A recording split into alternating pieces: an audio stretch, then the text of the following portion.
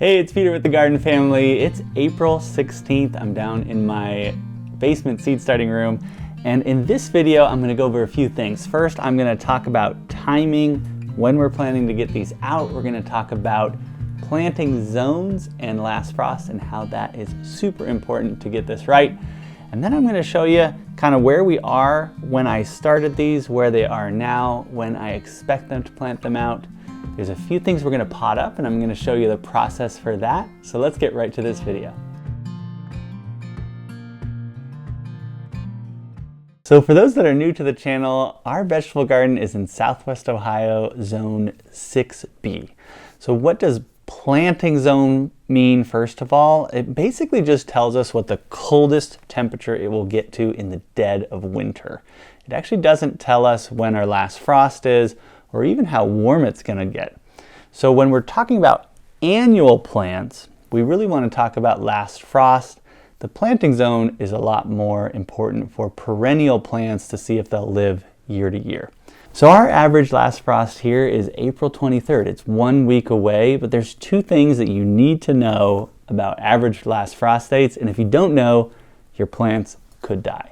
So the first thing is that frost happens anytime you get usually about 36 degrees or below. And that's a misconception I had. I was initially gardening in Santa Barbara, California, where we didn't really have frost.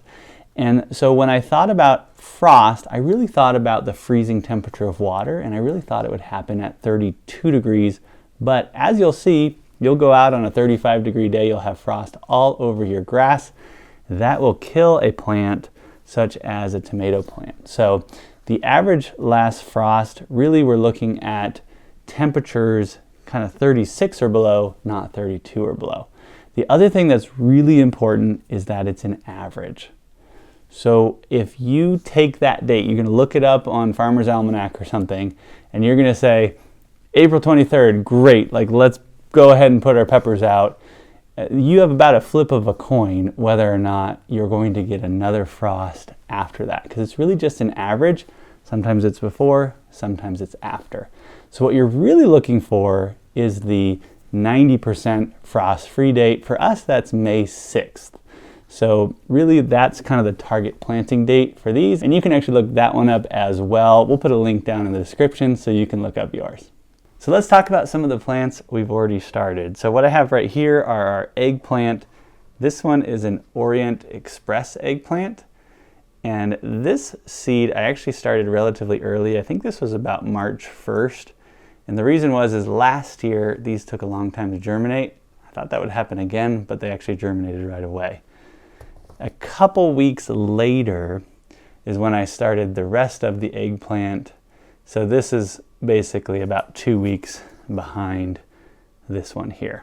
I've up-potted these into these 5-inch pots, and I'm actually going to show you later in the video how I pot these up from the 3-inch pots that they started in. Our peppers were started March 10th, so this is what they look like now. They just were recently up-potted into these 5-inch pots. This one right here is a Mellow Star shishito pepper. We grew it for the first time last year, and we really liked it. We've got quite a few other peppers here.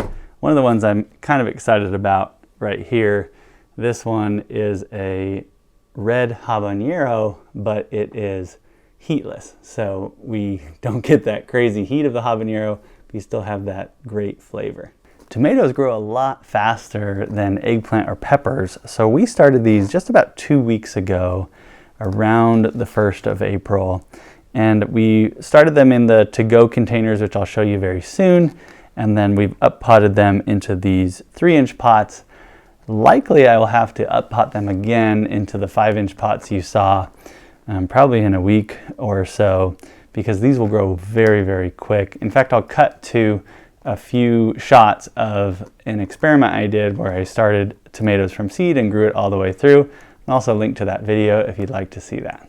For determinate tomatoes, we have them still in the to-go container. So we start a lot of our seeds in these little to-go containers. And you can see we basically just place the seeds in some soil. Initially there's a clear humidity dome that goes over the top until they germinate, and then we take it off. These ones we're going to put into those 3-inch containers that you just saw. These are about a week behind the other tomatoes. We like to start these just a little bit later because we don't want to get them too big before we put them in the straw bales. What we have in here under our fluorescent lights, these are all our melon plants. So these are less than a week old, and they are actually start them in a different way. And I'm going to show you that very soon because I started my squash plants just 2 days ago the same way. So the way we start these is actually in wet paper towels. And the reason is that they grow incredibly fast. They don't like their roots disturbed. So if you start a melon or a cucumber or a squash plant in the to-go containers, you have to prick these out to get them into the bigger container. Tomatoes don't mind their roots being disturbed, but these type of plants really do. So let me show you how I get around that. So I'm going to pot up one of the zucchini plants that I've just germinated, and I have all of my seed starting mix in a Rubbermaid bin. If we kind of zoom in here, what you'll see is that I've pre-moistened all of this and just keep it with the cover. It works much better that way. Seed starting mix that's too dry will actually be relatively hydrophobic and it'll be very hard to water. So let me show you right here. So I've got this heat mat here. This is on a temperature controller. It's currently at 88 degrees. And if we look underneath here, we can see that's the temperature controller. I like to keep something over the top just to keep everything at that temperature. And what I have in here are all of my squash and pumpkin plants. So let's take a look and see what we did. These were started 2 days ago. Basically just, this is a Kefren zucchini, and I have the paper towel, just wetted down the paper towel and put it in this bag and then put it on the heat mat. If we look what these look like in here, we can see we've got them all sprouted and starting to form their initial roots. And so what I can do is I can take this sprouted seed and I can plant that without really disturbing the roots. So what I'm going to do is I'm going to get a 3-inch pot here. I'm just going to load it up with a little bit of this potting mix. Just create a little indentation there. We're going to put that root part down. So I'm just going to place that right in there. You can kind of see that. And then I'm just going to cover that back up. Now, squash in general are pretty easy to germinate, so you're not really saving too much that way, but I like to just put one seed in each pot. So I just like to pre-sprout them. That way I can know that that seed is viable and it's going to form a plant. This method becomes more important for seeds that are just a little harder to germinate. So this right here is actually a seedless watermelon.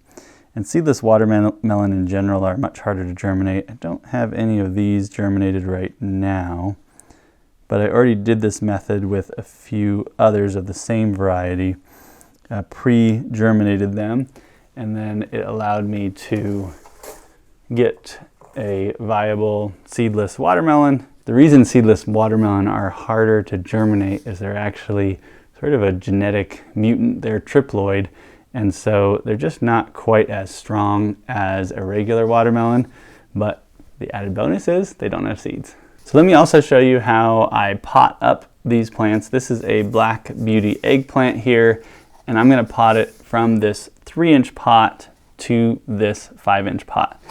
One thing I like as far as picking the size of pots to pot them up with is I like them to be both wider and taller. So I do have these taller 3-inch pots, but I don't really like potting this one up into here because we're basically already just as tall. I like soil to kind of be in all areas. So the other thing that you'll want to do whenever you're potting a plant up is make sure that the roots have sort of fully taken up all of the soil here. If you try to do it too early when you don't have good root growth, you're basically just going to sort of rip the plant out and it won't stay in the root ball. You can kind of look underneath, and we're not sure if you guys can see that, but we can see some of the roots starting to poke through the drainage holes there. So that means the roots have made it all the way down. It's also a little bit easier to get them out when it's a little dry. You can't really feel that, but this is nice and light because this soil is relatively dry. So in order to pot this up, I'm basically just going to get some of my pre-moistened mix here. I don't pack it down at all. It's relatively loose, but to the top. And then I'm basically going to create the space for that 3-inch pot within the middle of this 5-inch pot. So we have something that looks like that. To get these out, basically just kind of push around here. And if I calculated this right, we should have a decent enough root ball that this should stay together. And so it does. So see, we've got enough roots that this kind of stayed all together. Just put that label right here. I'm going to put that in that space that I just did. I'm going to push that down, and then I'm going to kind of firm all the soil around the edges. And that way there's very little transplant shock because I didn't really disturb the roots much at all. And I know that now this plant has room to send roots into this much bigger pot. And easy to forget, don't forget to put your label back on. You'll think you'll remember, but you definitely will not remember, and you'll just have a bunch of plants that you don't really know what they are, but you still plant them. Another good sequence for potting up, if this is going to be the final size, is actually to start them in these pots here, and you can see those are sort of a similar height to width ratio. And so when we pot this one up into here, we'll still have soil all the way around. In fact, that's what I did with my basil. So we can see our basil right here. These I've already potted up. These were initially in these cells right here. So let me show you also how I get these out of the to-go containers into a bigger pot. Most of my indeterminate tomatoes, my plan is to put them in 5-inch pots. This one's just lagging. This is a black crim. For whatever reason, it just did not germinate for a really, really long time. So this is about 2 weeks ago that I planted this, but it's here now. So I'm actually going to put it into this taller 3-inch pot because my idea is, again, whenever we transplant our plants, we also want that root to fully have filled this pot.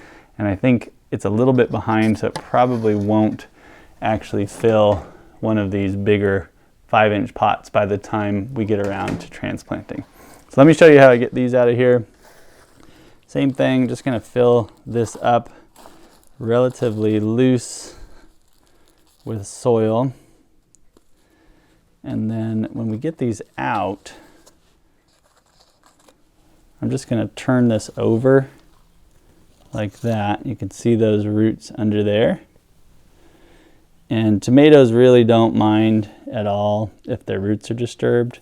So I'm just going to kind of pull away a lot of the potting mix there. And we're just going to have like a little island that this plant is floating on. So there we go. So I just have a little plant right here. I'm going to give it a space to go into.